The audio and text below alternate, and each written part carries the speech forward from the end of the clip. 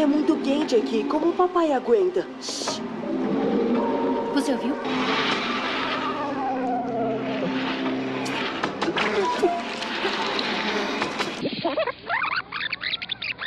Imagine descobrir que seu pai pode não ser aquela pessoa amorosa que você confiava e que agora não só você, mas também seu irmão correm perigo de vida. E por mais perigoso que seja, os irmãos Margaret e Casey não vão conseguir ficar longe do porão, o lugar que esconde a resposta para esse mistério.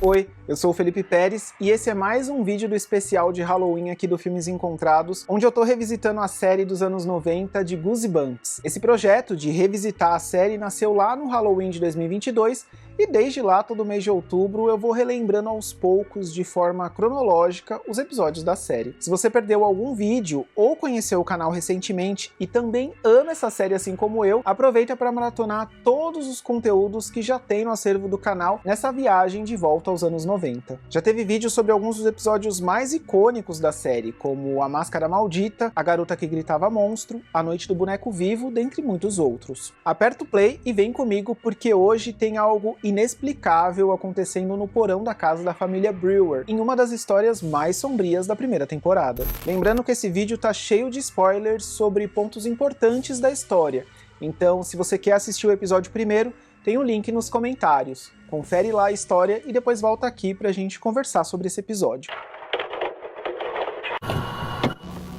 Em 27 de outubro de 1995, era lançado nos Estados Unidos o seriado antológico Goosebumps, criado por R.L. Stine e adaptado da série de livros de sua autoria. Com produção executiva de Deborah Forte e as histórias sinistras de Stine voltadas ao público infanto-juvenil, Goosebumps foi a porta de entrada para o horror para muita gente nos anos 90, seja pelos livros ou pelos episódios, que no Brasil eram exibidos pela Fox Kids.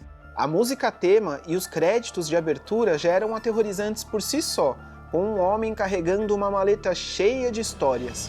E assim, começava sempre um novo episódio.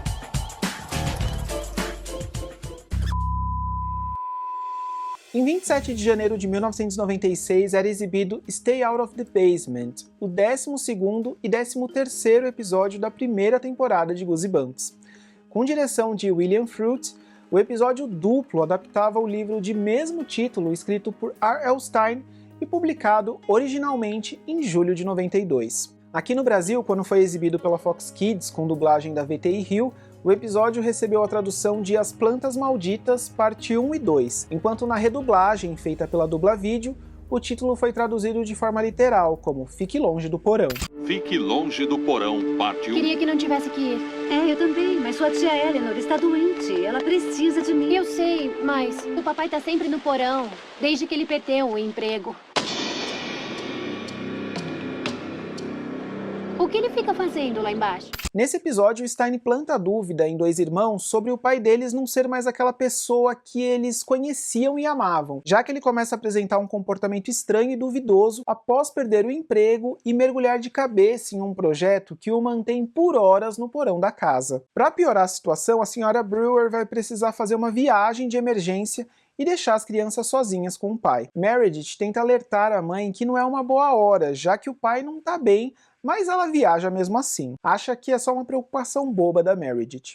Ele está passando por um momento difícil. Tudo vai voltar ao normal. Eu conto com vocês para cuidarem bem do seu pai. Agora vão chamá-lo, senão chego atrasada para o voo.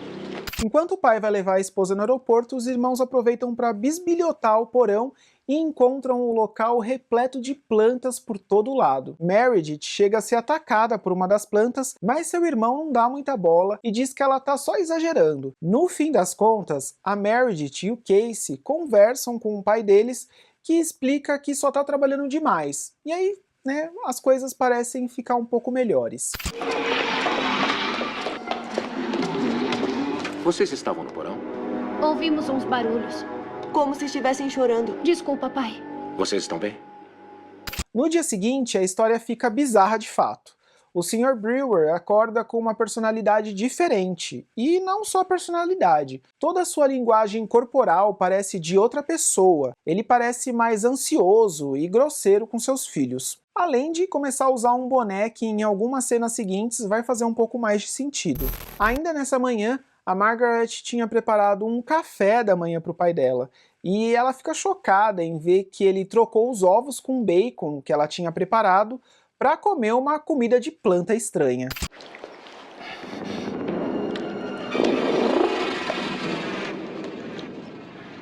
E antes fosse só isso, porque durante a noite, quando a Meredith ouve alguns sons estranhos vindo do quarto do pai, ela vai até lá checar se está acontecendo alguma coisa e presencia algumas das cenas mais gore de Goosebumps, quando ela vê um líquido verde nojento saindo de um corte enorme que o pai tem no braço, próximo do pulso. Aqui também descobrimos o porquê do boné, já que ele está perdendo o cabelo enquanto folhas crescem na sua cabeça, dando a impressão de que seu corpo por inteiro está se transformando em algo completamente diferente.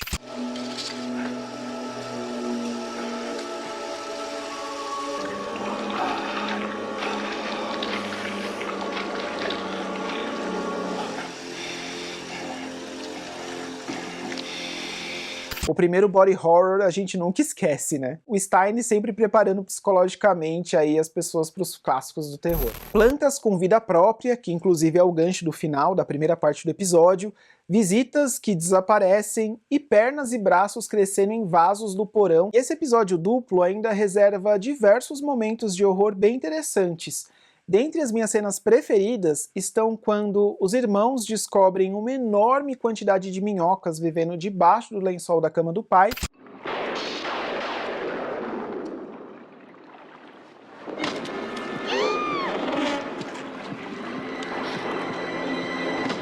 E quando eles encontram um ser estranhíssimo, como se fosse uma enorme planta, em que uma parte se abre como se fosse uma boca e sai uma cabeça de lá de dentro. Pesadelos por uma vida inteira com plantas alteradas geneticamente.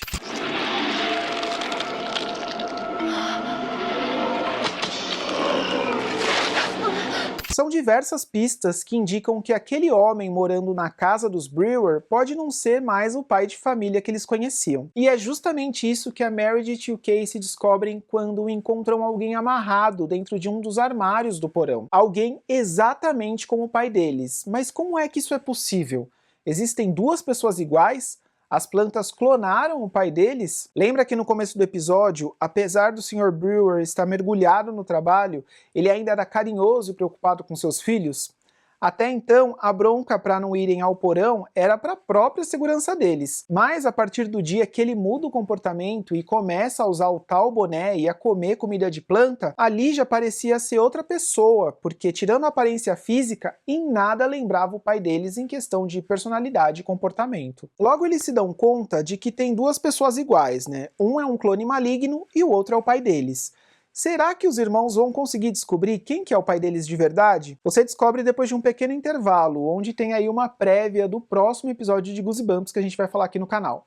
Fica aí, nem pense em mudar de canal, que eu já volto para contar o desfecho da história das plantas malditas.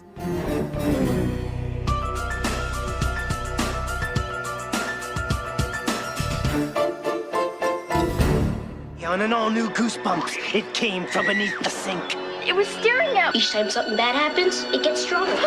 This is better than the X-Files. Be here for an amazing discovery. This thing's a camera. Take my picture. A disastrous device. Are you okay? That captures more than memories. Beware, it's a scare on Say cheese. and die. Catch a bonus special all-new 1-hour Goosebumps, Saturday on Fox Kids.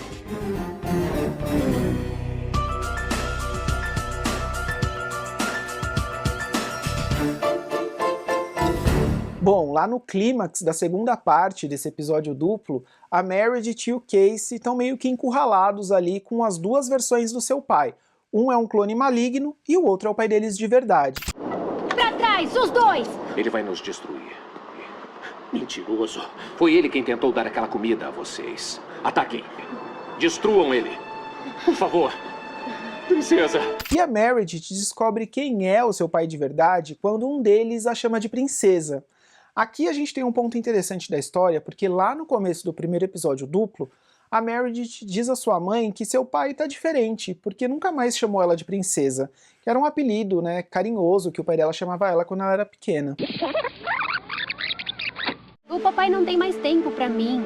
Ele até parou de me chamar de princesa. Eu pensei que odiasse isso.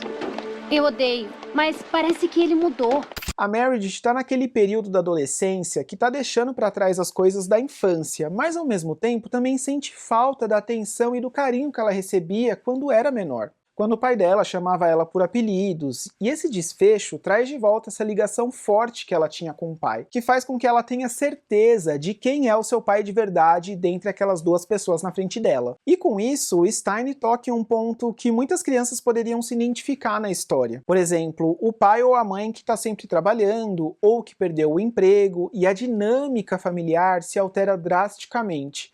O medo de ver um porto seguro desmoronar. Acho que é uma temática que esse episódio consegue trabalhar bem. Só uma pessoa me chamava de princesa. Meu pai de verdade. E ainda que esse episódio termine feliz, né, de forma positiva, já que os irmãos derrotam o clone e a gente vê o corpo dele derreter, a história ainda reserva uma surpresa macabra antes dos créditos finais. Stein, né? Logo após o Sr. Brewer se desfazer das plantas que estavam no porão, a Meredith passa a escutar a voz do pai nas flores do quintal, em que cada uma delas tenta convencer a garota de que são, na verdade, o pai dela, deixando no ar que aquela história talvez não tenha acabado. E tá a fim de almoçar? Eu fiz uma salada deliciosa com legumes do jardim.